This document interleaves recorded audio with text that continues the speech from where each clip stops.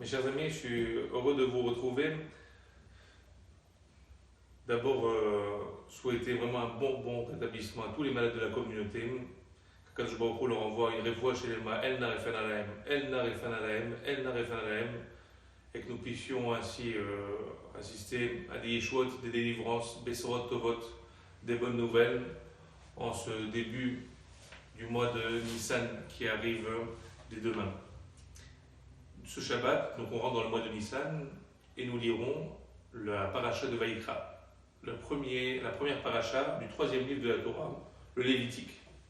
Le Lévitique, dans sa grande majorité, est consacré au culte des sacrifices qui avait lieu dans le tabernacle, dans le temple portatif dans le désert, et puis plus tard dans le temple de Jérusalem.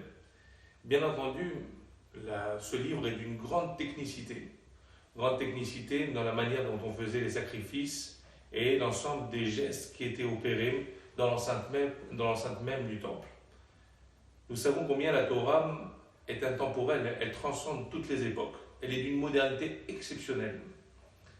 Et d'un autre côté, lorsqu'on lit ces textes du sacrifice, on ne peut que se poser la question, ne s'agit-il pas d'une pratique dépassée, périmée? En quoi il y a de la modernité dans la pratique du sacrifice, et quel est véritablement le sens de cette pratique, au point que, à travers la lecture que nous ferons ce Shabbat de cette paracha, nous-mêmes nous devons être imprégnés par le sens véritable du sacrifice.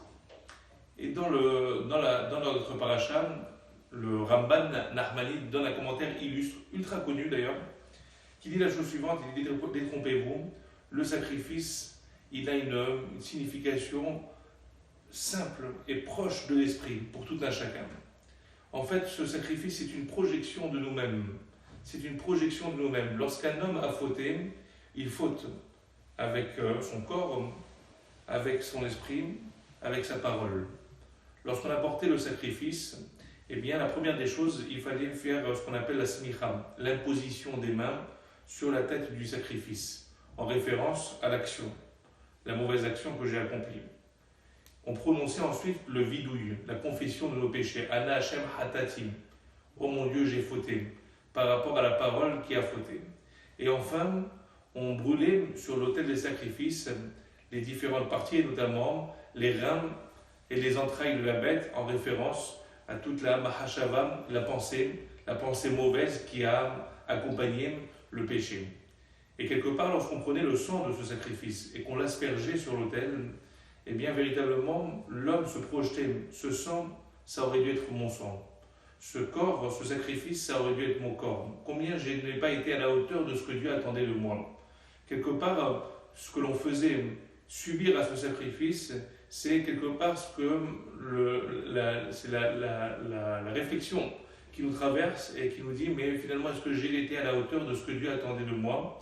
Et finalement, n'est-ce pas mon corps et mon âme qui auraient dû être punis par rapport à ce que j'ai pu commettre comme méfait? Et donc, quelque part, le sacrifice avait pour but de véritablement engager notre propre réflexion sur notre parcours. Le sacrifice avait pour but de nous interpeller. Il avait pour but de déclencher quelque chose de très très fort en nous et finalement de nous amener à une teshuva, à un repentir et à un revirement de situation, un revirement de comportement pour faire en sorte de s'améliorer. Ça veut dire qu'en d'autres termes, le maître mot du sacrifice, c'est faire en sorte qu'à travers ce sacrifice, l'homme arrive à ce qu'on appelle achna'am, à un acte de contrition, de soumission, un acte de réveil.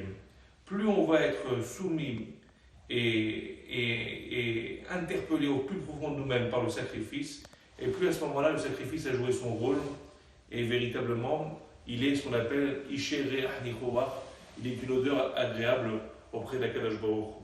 C'est en cela que le maître mot de la pratique du sacrifice, c'est la achna'a, la soumission qui va découler de cet acte qui certes apparaît comme barbare, mais en fait qui n'a pour autre but que d'éveiller en nous ce sentiment de teshuva, ce sentiment de contrition, ce sentiment de soumission.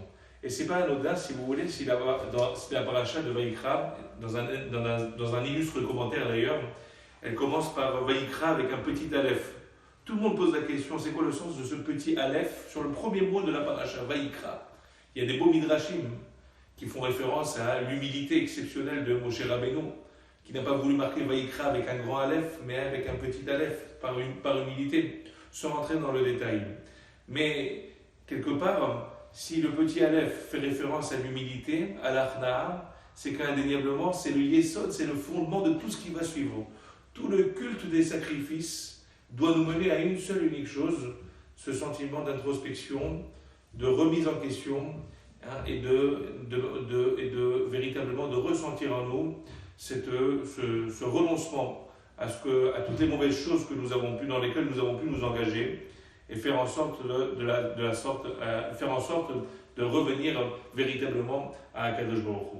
C'est ça le petit Aleph, c'est le Aleph de l'Achna, de la soumission, de l'humilité, qui est, encore une fois, la règle de base du sacrifice. Amener le sacrifice avec la plus grande des humilités. Eh bien, en cette veille de Shabbat Vaïkra, effectivement, nous sommes tous pétris de cette humilité, avec la situation que nous vivons, les difficultés que nous rencontrons, chacun dans sa famille, chacun dans son entourage, et bien que véritablement cette anxiété qui nous a gagné, cette humilité qui nous touche tous finalement dans notre confinement, et bien qu'Akadosh Baruch Hu puisse les voir comme un véritable Me'elis Yosher, comme un véritable plaidoirie en notre faveur, qu'Akadosh Baruch Hu nous ouvre véritablement les portes du ciel, et qu'il ait véritablement cette mansuétude, cette miséricorde, pour faire en sorte que nous sortions de cette page si difficile pour nous tous, et que nous puissions aborder les fêtes de Pessah dans la plus grande quiétude, dans la Yeshua, dans la délivrance, et avec que des Bessorot Tovot, des bonnes nouvelles. Que Dieu vous bénisse, que Dieu vous protège, et que nous puissions assister, immerser Hachem avec l'aide de Dieu très bientôt à des Yeshuot, Benehamot, à des saluts et des délivrances. Amen, Vecheni Ratzon.